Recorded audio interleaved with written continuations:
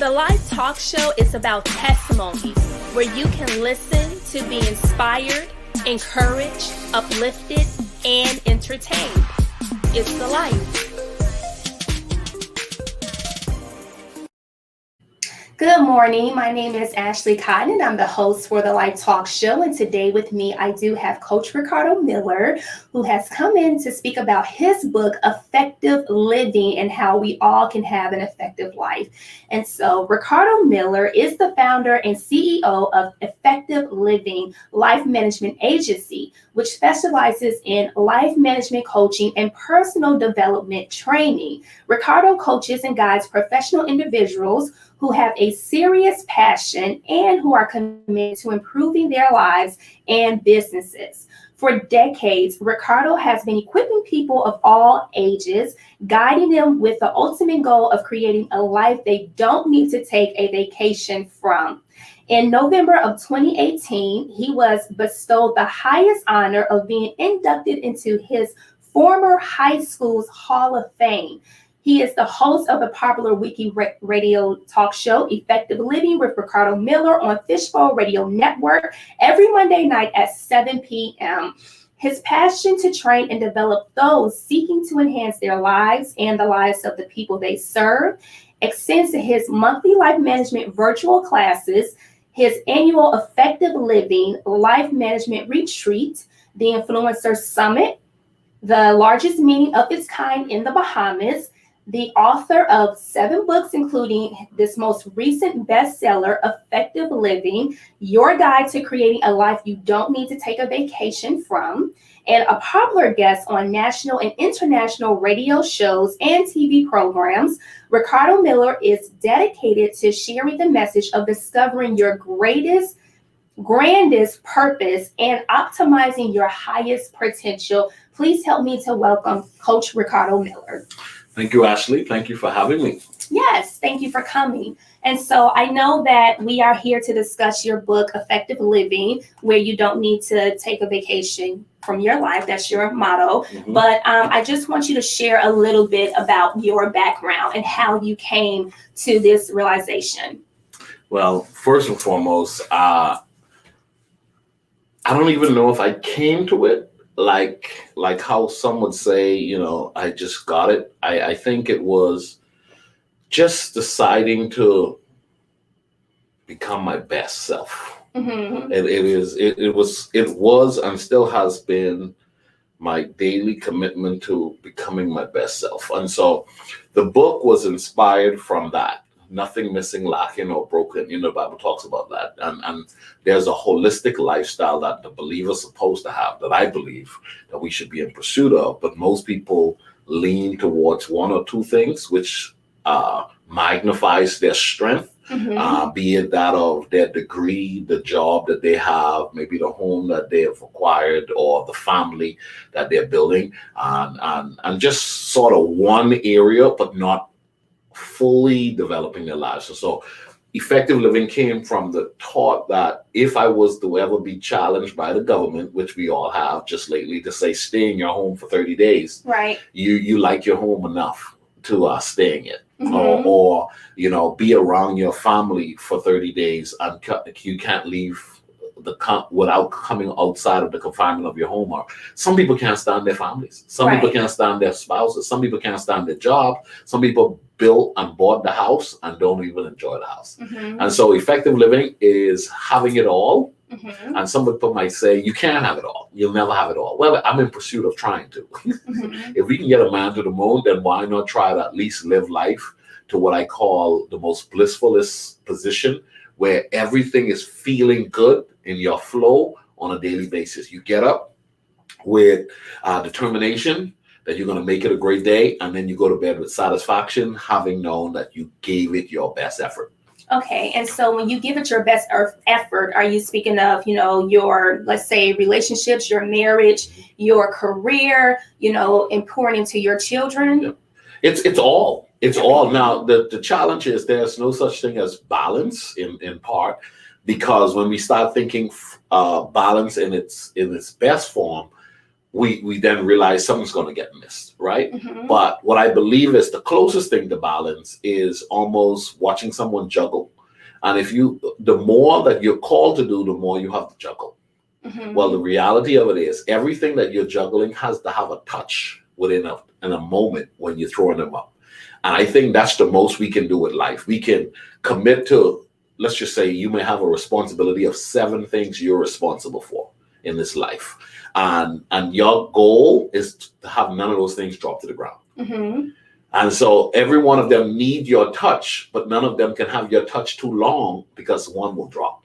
Right. And that's really what balance is, to the best of my ability to describe it. It's the ability to touch your son, the ability to manage your money, to take care of your health, to build your career, to develop your walk with God, your ability. You understand what I'm saying? Yeah. All of those are needing a touch. And so planning is a critical part to effective living. Being able to look at, I have to now give myself to all of these things within my 168 hours within a week.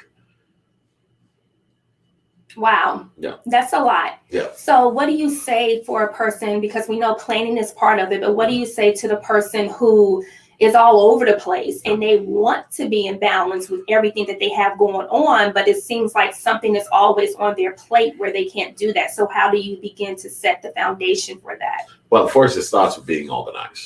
And a lot of people just aren't organized. Right. A lot of people say, I don't have enough time. Well, it's really that you've not organized your time.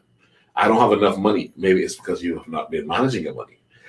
I don't have any friends. Well, maybe you have not taken the time to build that of having friends. And friends will help you to have time, because a friend can help you with a fence that you can't afford to fix but could come and fix. Right. A friend can help you with babysitting.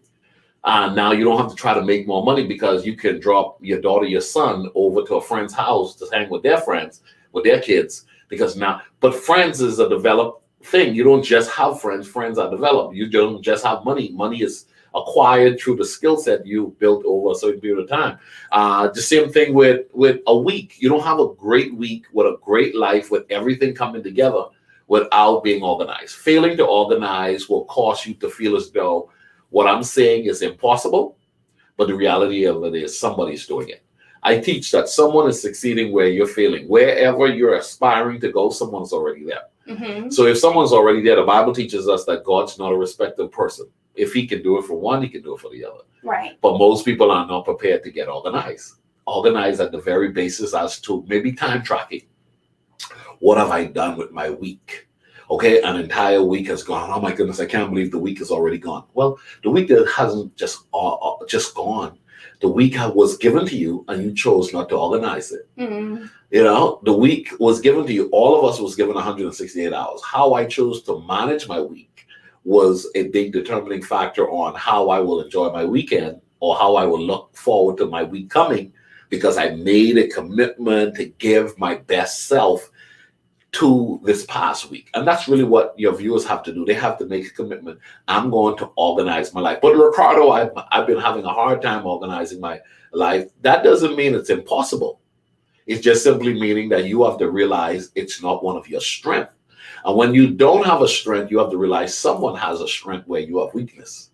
Right. So that brings me to my next point, is that for many of us who may have a weakness within the areas that you spoke about, take that weakness and strengthen it, but find someone who you can emulate and look to as an example to, strengthen that weakness, or, that person that you admire in that area who's doing a great job at it.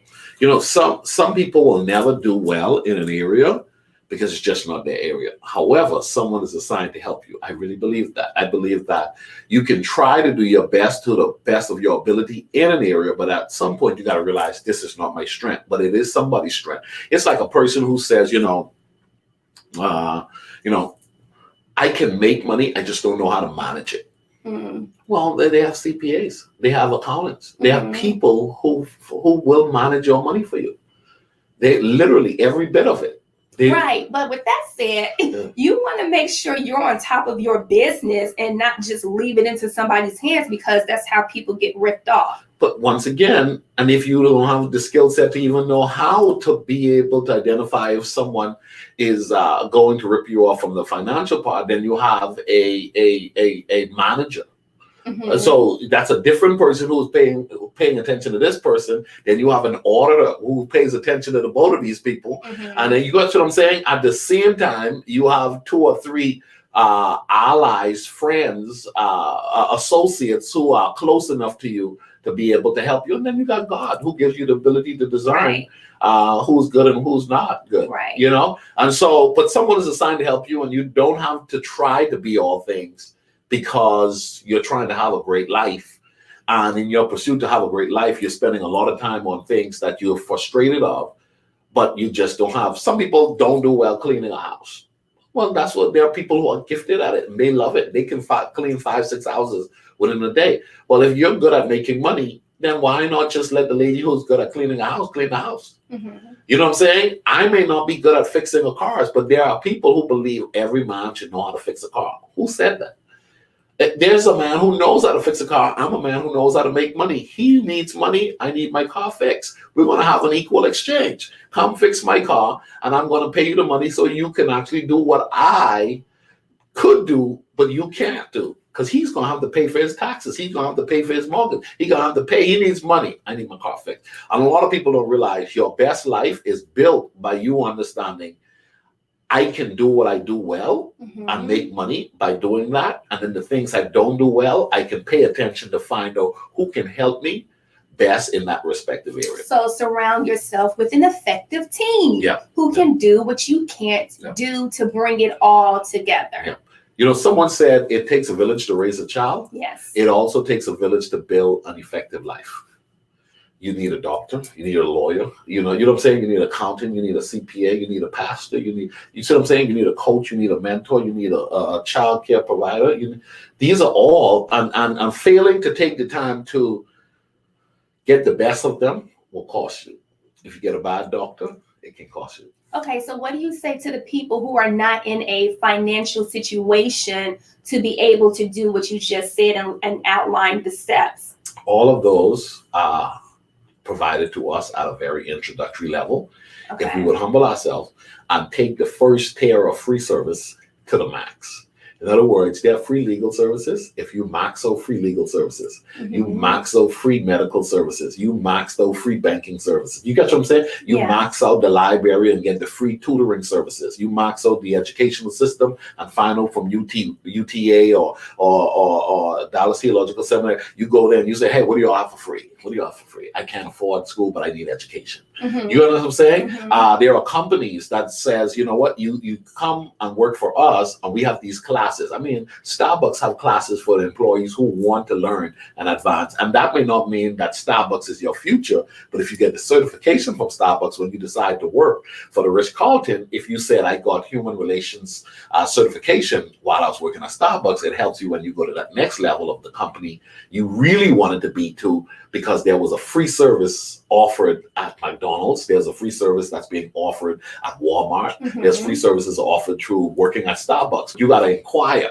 You can't just be that entry employee who simply think you're there to sell coffee. You got to be able to say, hey, I'm providing them with a service, but I'm going to also see how much they can give me. And sometimes, even if they don't have the certification, you have a boss, and you could now say, boss, I see that you have elevated yourself to have a paid off car. You bought a home, your family looks nice, and you're managing 3 Starbucks locations. Can you be my mentor? And you may not even need to ask them to be the mentor. You just need to glean from them. Every day you show up to work. Hey, boss, one thing you think I should do different than I've been doing with my money? What should I do different with my mindset? What should I do different to have a better future? Someone is always assigned to help us. There's a statement that says, when the student is ready, the teacher will appear. You just got to want help and somebody will show up. But some people are so stuck and locked in to how life has played out for them that they dismiss the help. And so you show up at the Starbucks, you show up at the Chick-fil-A, you show up at the Walmart as a job, and you say, I just hate being at this level. But you're not realizing you don't have to stay at that level. You just have to simply become more sensitive to your surrounding and identify Everywhere you are, there is a supportive system there to embrace you for where you are. You, for example, I know some of your story, Ashley. You've traveled a couple of times to different states. Each state had assigned people who was able to assist you at that particular time. Mm-hmm. Just uniquely, may have never known anybody in California, but when you got there, there was divinely a connection that set you up in a way that literally caused you to be able to navigate and thrive. Yes. When others may have not been able to because they never took the leap to even go. Right. And the whole entire message is don't despise small beginnings. Yeah. You know, we all have a beginning where we started, and it may not have been favorable of what we want, because God reveals to us little glimpses about who we are and what we're going to be evolving to. You may have like a vision or a dream of it, but where you are right now may not exemplify, you know, what God has shown you. But just know that you're going to get there. It's just going to take some steps. It's just going to take, going from glory to glory to glory, and having different people for that particular season to pour into you, to equip you, to get you prepared and ready for where you're really supposed to be, which is your destiny. So right now we're going to take a quick break, and we'll be back more with Coach Ricardo. Hey, it's your girl Ashley, and if you like what you see, make sure you subscribe to my YouTube channel and follow me on social media. Be sure to share, like, tag, and follow.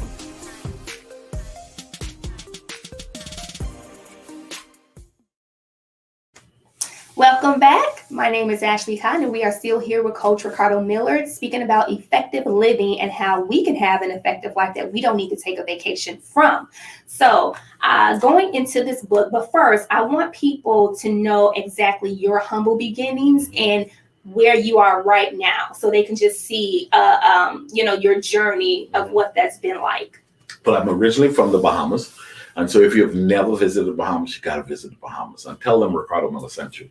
Okay, when they open the borders up after this global pandemic subside, if that ever happens, to whichever degree of normalcy. But I'm originally from the Bahamas, came here to the United States some 20 years ago. Uh-huh. And I was a children's ministry specialist. That's what most people knew me for a long time. For more than 20 years, I did children's ministry, travel throughout the Caribbean, Central America, all across the United States, doing children's ministry, helping kids to learn how to grow stronger in faith, and helping churches how to build children's ministry department. And last year, October, I retired from children's ministry.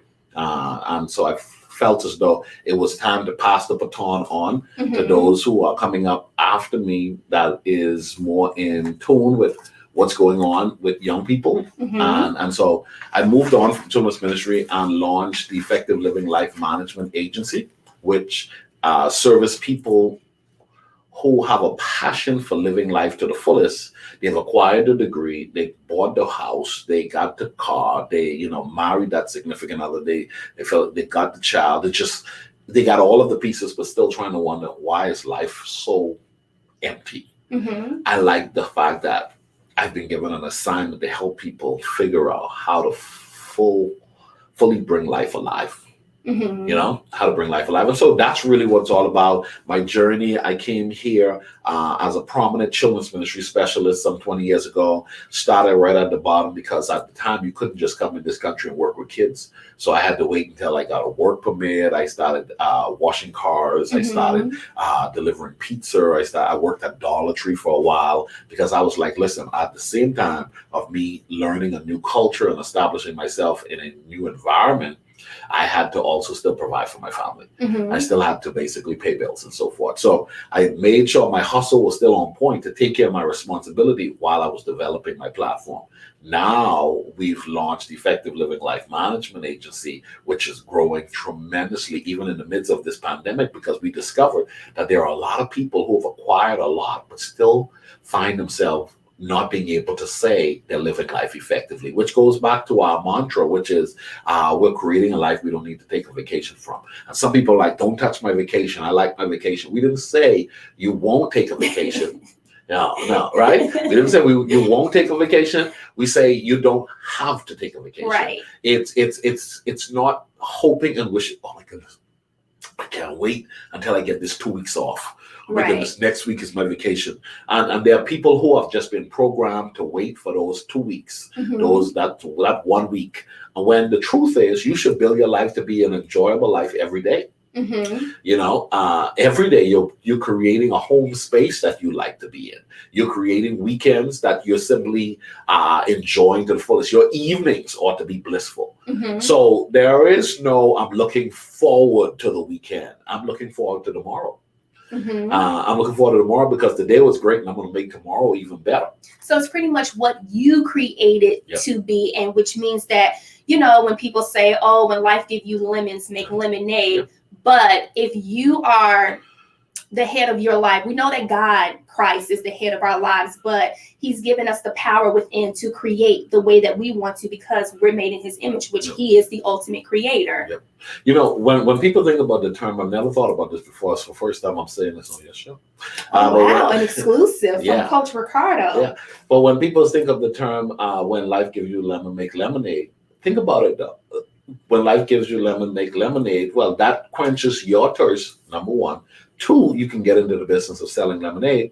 3, you can start selling the cup that is customized by you to simply say, I have a cup that you can buy lemonade. And I'm quenching my thirst, but now I'm making money that is also providing for my family. So the lemons quench my thirst. I'm now selling lemons. I'm now selling lemonade. I'm now selling the cup for lemons. I'm going to eventually start distributing. I mean, Starbucks is known for their lemonade. Come on. Yeah. I mean, they're massively a lemonade producing drink business. Okay. Yeah. People buy it in gallons because they decided to use something that was given to them that some may have dismissed. And a lot of people let their lemons dry up. Some people let their potential dry up because they think that's all they have. But if you cut that bad boy up and you drop that in some water, you can make something magical. And before you know it, that could be the thing that makes you renowned. So when you say life gives you lemon, maybe it's the story. It's the car accident. If you see the car accident correctly, you could be the person that changed legislation in a country. If you see the lack of education that your teachers didn't teach you and you left school without reading, you can now become the spokesperson in a country when it comes to the need for educating people properly because your story spoke to that. You could be the person who parents gave you up to the system, only to find yourself learning that there are a lot of other children in that state, and you want to make sure that what happened to you happens no more to anyone else. So identify your pain. Yep. Identify your pain, and then there will be purpose birthed from that pain, and then you can take this wherever you want to take it, wherever God will allow you to take it, because it says that your gift will make room for you. So a quick point, what do you say to the person, like you mentioned, you worked at Dollar Tree, you worked at Domino's Pizza, you washed cars. So what do you say to the person that's actually there, not doing the same thing, but something similar to where they may think that, oh, this is beneath me, or am I ever going to advance, and not to give up, not to be discouraged? What do you say to that? Like to still keep your vision intact and still hold on to the promise from God, but while you're doing this thing over here, you want to continue to press forward into what you believe that's in your heart to do. I learned years ago that you ought not despise small beginnings, as you mentioned earlier on. And you just got to know it's not a matter of how you start, or it's not a matter of where you are. It's the commitment to see your vision come into life. Vision is the ability to see the end at the beginning. You know you're here now. Your checking account is overdraft. You're sleeping on somebody's sofa because you don't have a place to stay right now. You're at a job that you believe that is below you. There's just so much that could be going against some people that are watching right now. It doesn't matter where you start. Right. It doesn't matter. It's first the goal of having something you see in front of you. I remember working at Dollar Tree and stocking the shelf, and the guys were like, hey man, we're going on a cigarette break. And I would come aside and just stand up and talk with the guys. And it's like, so why are you always reading those books? Why do you always have your headset on? Man, I'm listening to this audio book. At the time it was cassettes. I was Mhm. listening to cassette tape of Les Brown. You were born to make a difference. Mhm. Go back at it again. And I'm like, listen, I'm stocking these shelf, but this is not where I'm going to stay. Right. And I remember telling one or two of the guys, I said, one day I'm going to be a national speaker. Oh man, yeah, right. Yeah, right. Yeah. Who's going to have you? Who's going to book you? But it's not where you start. It's a matter of being able to identify your vision, the thing that you see of yourself. And the problem is most people have not taken the time, even as you're working at what you perceive is low or beneath you, if you could see what you're supposed to be in truth. The reality of it is working at a gas station, working at a fast food restaurant, you can own that. Mhm. Okay, you can own multiple locations. Mhm. And so you may have started off as a clerk at a gas station. You may have started off at a person in the mall selling clothes or watch or gadgets or something for someone else. But in a couple of years, if you can capture your life significance in that of what you bring to the planet, in 3 to 5 years, you could be the person owning something like that, hiring others to start right where you are. A lot of people don't realize the bottom is not necessarily where we belong, It's just where most of us start. Mhm. And most people stay there thinking that's their lot in life. No, you got to realize, Tyler Perry slept in his car. Steve Harvey slept in his car. You understand what I'm saying? Bishop T.D. Jakes was preaching on Sunday in the front of the congregation and in the back frying chicken for after the church anniversary, and then going to dig holes as he worked for the city in the early stages of his development. Right. Oh, he was at the bottom Mhm. with a hustle and a vision that says, I'm not going to stay here. Right. Anybody like the Oprah Winfrey, Oprah didn't start off at the top.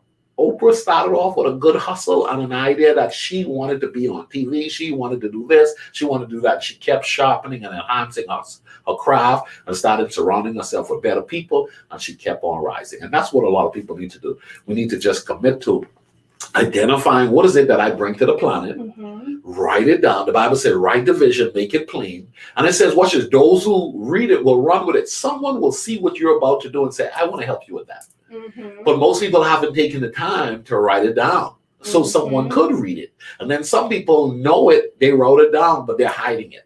Right. You got to be willing to say, this is what I'm going to do. Oh my goodness, I don't want to say that because what if people, let me tell you something. As much as we may say Joseph should not have said anything to his brothers about his dream, the reality of it is him saying something got him in motion. Right. To get to where he belonged to secure the survival of his family. Right. So sometimes you need to say something so it can ignite something that will bring about something that is called purpose being manifested, even in the pain. Right, because your words create worlds. So the very fact that God gave him the dream, he spoke it to his family members, and then that set things in motion for the journey to begin, to set him up to be the prime minister. The prime minister of Egypt. When his family came, he was able to help them and provide. So it all works together. All things work together for the good of those that love God and are called according to his purpose. I do want to read a snippet of your book, Effective Living. And so in chapter 4, it says, the crippling effect of excuses. 99% of all failures come from people who have a habit of making excuses. And some of the excuses that are listed in the book is, the time is not right. This may not work out. I am from a challenged or disadvantaged background. I am too short, tall, old, or young. I am shy. I am not good enough. I am scared. Others won't like me. Others won't support me. Things won't work out. And then the last one, I was born in the wrong gender, nationality, race, or family. So maybe, this is something that you all can identify with. Maybe those are one, or maybe you have your own excuses. So just begin to speak about how to tear down those excuses so you can get to what it says, creating healthy habits, which is in the next chapter. Everything we're about have been taught to us. Mm-hmm. Everything. We are who we are because we've been influenced by teachers, TV, family, culture, community, neighbors, parents. We've been influenced. And unfortunately, all depending on who and what has influenced you, we adopt mindsets, which could be an excuse mindset. Well, you're black. Ain't nobody in this community gonna give you nothing. We grew up on the wrong side of the track. Those are excuses. Right. You know what I'm saying? Well, you never know who your daddy was. And that's going to be the downfall for you, because right now you're about to have children all over the place. So now someone is hinging, well, you know what? My daddy had a temper and I have a temper too. That's an excuse. Mm-hmm. You see what I'm saying? Well, you know what? I didn't get an education in school, and that's the reason why they won't promote me. Excuses. And so all of those are thoughts someone said that most of us embrace. Right. Somewhere along the line, someone said something that you're embracing that is becoming your truth now, which is still a lie, but it's your truth. And as long as you believe what you believe, nobody can change that. And so when I say the crippling effect of excuses, you will never be who you were destined to be until you get past the excuses that you fall in love with. Most of us are falling in love with an excuse that we're holding on to our truth. And as long as we feel okay with what we've said, it's what we have said. Mm-hmm. And nobody can fight us for that. We're adults. But then moving towards the understanding that your life will be limited based on your excuses, but your life will be progressive based on the healthy habits you form. If you fail to identify your habits in that of the good ones and the bad ones, you'll find yourself not progressing at the rate that you want to. Our lives are built around the habits we form. What time we get up, what type of TV programs we watch, the type of friends we decide to move close towards, what we eat. I mean, what we do every day, we're creating habits. Guess what? Those spending habits are making us. Those eating habits are making us. The conversations we have is making us. What we dwell on continuously. It is possible for you to stick with one thought that is truth, and that truth, one thought, could hurt you in the long run, because that one thought has supportive thoughts that needs the conjunction with it. Mm-hmm. It's like puzzle. Not because you can say, well, this is a puzzle, and this is my puzzle, and this is what God gave me as a puzzle, and I love this puzzle. Yes, but that puzzle is connected to another puzzle that will bring about a picture if you give it the opportunity to connect with all of the other puzzle. Mm-hmm. Yes, you got a piece, and a lot of people figured out how to have a piece. I got a job, praise God. Mama, I got a government job. Daddy, I bought a house. Mama, I bought a car. I got to pay off the car. Well, the car is just a piece of the puzzle to get you to the job. The job is just a piece of the puzzle to get you to the house. The house, the car is to take care of your family, which is another part of the puzzle. This is all effective living, okay? Right. The money that you're getting is to get you a good doctor, to get you a good gym membership, to get you, the better food, to get you living in a safer community. All of that is a part of the puzzle. But if you only get one piece, I just want a good job, you'll still find yourself maybe never getting a good doctor, maybe never leaving out of a neighborhood that you shouldn't be staying into, never securing the level of luxury in life, because you only focused on the job and not these other elements that are supportive. So some people fight for their job. Mm-hmm. Oh my goodness, I can't lose this job. Your job is only one part. Right. You're going home and you're dissatisfied with life because you're all about the job. You don't need to just be about the job. You need to be about everything. All of the pieces needs to come together. So when someone's watching this, you need to ask yourself, what a part of my life that I've not paid attention to that's causing me not to have a great life? Mm-hmm. So with that said, it takes 21 days to create a good habit or to even break a bad habit. And here's some of the things in chapter 7 where it says healthy habits, where we can begin to start creating an effective life. So it says, know your risk factors, do you know your family's healthy history, going through your bloodline, going through generations, things. And then the next thing is, exercise, creating a routine of being healthy, exercising, watching what you eat, making sure that you get adequate rest, making sure you're resting and everything pertaining to sleep patterns and order and everything. So living in the present without feeling regret or worry about past events or having anxiety. Some of the things that he covers in this chapter, mental exercise and stimulation, find some quiet time, and then surround yourself with positive people that you can enjoy. Laugh loud, laugh often, which is one of my favorite things to do. I do like to laugh.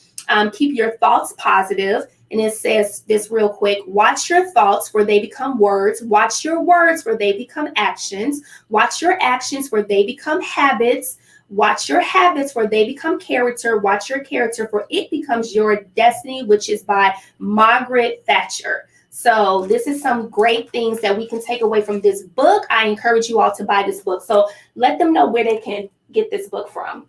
Well, it's sold everywhere where books are sold, but if you want a signed copy, I suggest that you go to ricardomiller.com and make sure you buy it on my website, and I'll sign it for you. Make a note in there and say, listen, I watch you on the Ashley Cotton Show, and so I would love to have a signed copy sent to you if you go to ricardomiller.com. Yes, because he actually signed my copy, if you can see that right there. So he did sign it. Any last moments, anything that you want to say to your audience?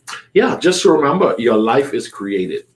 You are the subtotal of the choices and the decisions you make on a daily basis. If you don't like where you are, you can make adjustments to that. Unfortunately, the older you get, the harder it becomes to break the habit that you have formed over a lifetime. And so I'm 45 years old, and I'm working towards breaking habits that I have constructed up to this point. And then last but not least, I make a commitment every day to find out how can I unlearn what I should have never learned in the beginning. Read the book. It will enlighten you and it will challenge you to grow and go to new levels and new heights. And we're going to take a quick break, and then we're going to hit Ricardo with the hot track of our fire rapid questions. We'll be back. Hi, my name is Ashley Cotton, and I'm the host for the Life Talk Show, where people come on to this platform to share their stories, to share their testimonies based off of Revelation 12:11. And I would love for you to share with our audience your heartfelt story. What has God done for you that maybe no one else knows, but you want to give him the glory since it's about your relationship with him? Please, you can contact me directly at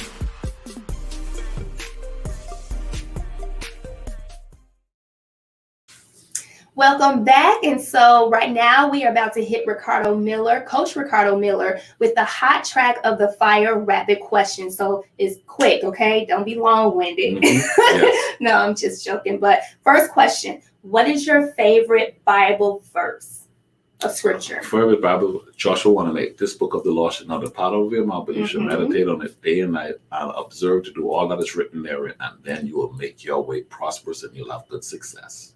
Awesome. Number 2, how do you get into the presence of the Lord? By unplugging, disconnecting, turning off everything, getting alone, and enjoying your oneness with the moment of that secret place, that solitude environment. Number 3, what do you think heaven is like? It's 100% unlike Earth. It's not like Earth.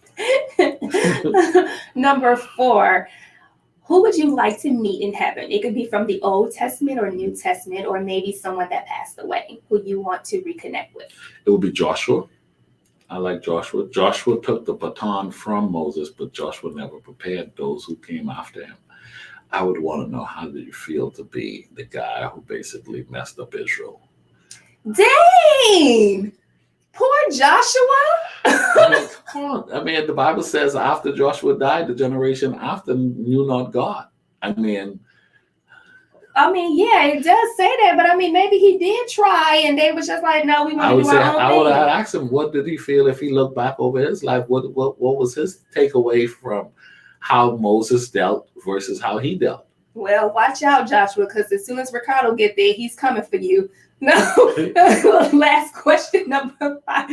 Given the opportunity in a small, quiet setting, intimate setting, and God manifests himself to you face to face, what would you say?